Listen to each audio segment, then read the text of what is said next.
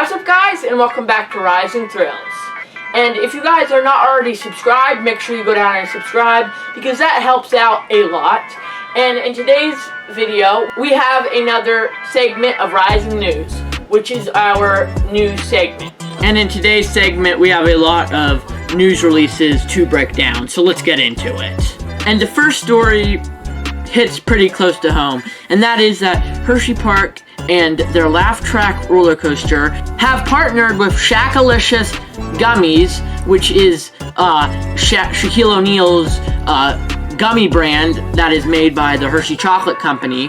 The Shaqalicious Gummies and Shaquille O'Neal have partnered with Hersheypark to make an overlay of their Laugh Track roller coaster into Shaqalicious Laugh Track. So I don't know how to feel about this. It is definitely very interesting, nevertheless, what we are seeing here. It's something that came out of the blue, and you know, it's just weird. You know, in previous years, of course, we saw the overlay of Laugh Track as you know, their Halloween overlay, just, you know, a little more spooky or whatever. But, you know, interesting that they chose gummies for Halloween. I don't get why they would do that for Halloween necessarily. I mean, you know, it's an overlay that they do. You'd think more just like in the summer or something. Why would they do that during dark nights? I don't know why they decided to do that. And this is the video that Hersheypark has put out, sort of advertising for this new ride overlay. I don't know how we should think of it. Should it be creepy or not? But let's watch it. Get ready to ride Shaqalicious Laugh Track at Hersheypark Halloween. Enjoy the ride. I mean, I guess I shouldn't be surprised, because, you know, it is sort of how Laugh Track is, but it's definitely just interesting to see that they're choosing this overlay for Halloween. It's just out of the blue, honestly, but nevertheless, it's definitely interesting to see that they're doing this, and we'll just have to see how it turns out, and you know, hopefully they'll be giving out some free gummies, and that will be the only win-win for this situation. But nevertheless, it's interesting. It'll be exciting to see how this turns out in the end, so we'll just have to follow along with this story to see what happens. In other news, it looks like we are going to have to say goodbye to all Peanuts characters and Peanuts themed attractions at Legacy Cedar Fair parks. In favor for the Looney Tunes characters, a lot of people probably would say they saw this coming. I wasn't real sure. I thought it could swing either way, but the Peanuts licensing is up for, I guess, the Six Flags chain now, and they decided not to renew it, which is kind of a bold move, because a lot of people are like, well, which is more relevant, Peanuts or Looney Tunes? And I think overall Peanuts are probably more relevant, but Looney Tunes is newer, I guess. It's just the Peanuts is more of, you know, a classic one, more of their specials, not necessarily their average show or comics. It's more of their specials, holiday specials, that they're more known for, and the Looney Tunes are more well known in terms of just average episodes in their series. So it isn't surprising to see the Peanuts go, but the parks that have Peanuts merch, they're heavily discounting that Peanuts merch, and probably starting to bring over some of that Looney Tunes merch and re-theming them to Looney Tunes themes. And as well, of course, we will see the rides being re-themed to Looney Tunes.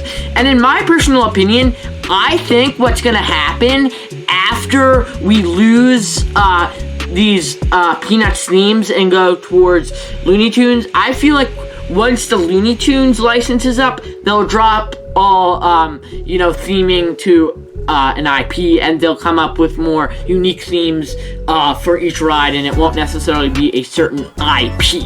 But we'll just have to watch and see what happens next after they drop the Peanuts theming in the Cedar Fair parks, like Cedar Point, Dorney Park, Carowinds, Knott's Berry Farm, all of the Cedar Fair parks that currently have Peanuts theming. of course, we will be seeing them drop it at the end of the year because the license is expiring at the end of 2025, which I think it's sad to see. I do really enjoy the Peanuts themes in the Cedar Fair parks, Dorney, which is, I believe, the only Cedar Fair park I've been to. But I enjoyed the Peanuts theme there. I enjoyed it a lot more than the Looney Tunes at Six Flags Great Adventure and Six Flags America. I think the Peanuts theme is better, and Cedar Fair definitely utilized it a lot better than the Looney Tunes. But I think if we see the Cedar Fair leadership utilize the Looney Tunes themes, I think it could go pretty well, and I think overall it'll end up being a good thing, but we'll just have to wait and see. Just see what happens. Hopefully it's not too tacky. I mean, either way, I guess you could say it's tacky, but I especially feel bad for parks like Kings Island that very recently added a Peanuts addition to their park and new attractions themed to Peanuts. So, that's going to be pretty hard. They just opened those attractions themed to Peanuts, and now they're going to have to go right back 2 or 3 years later and re-theme it to Looney Tunes. I feel bad for parks like that, but just overall, we'll have to wait and see what ends up happening. I hope it's for the better, and I think it will be. Moving on to the next story. And in other news, Ohio Representative Sean Patrick Brennan introduced a bill, the Real-Time Ride Status Notification Act is a proposed bill that would require amusement parks like Cedar Point and Kings Island, of course in Ohio, to provide real-time updates on ride closures on the apps and websites for these parks, which, I mean, I don't see why, the government needs to do something like this. Yeah, I mean, their point is to save people from having to spend money on trips and things and then not know whether or not a ride would be open. But I feel like this should be more of something that should be tackled from a company aspect and less from a governmental aspect. I don't think this is really a good usage of these government officials' time. I don't think it's a great thing. I mean, what they're trying to do, of course, is good. It is good that we're seeing parks being more transparent. Of course, through this, that will happen. And a lot of parks lately have not been that transparent, especially in the Six Flags chain. But hopefully, this will help. And I think it's good from that aspect. More transparency throughout the parks and things like that. But that is all I have for this news segment. I hope you enjoyed this one, and I hope to see you in the next one. Goodbye.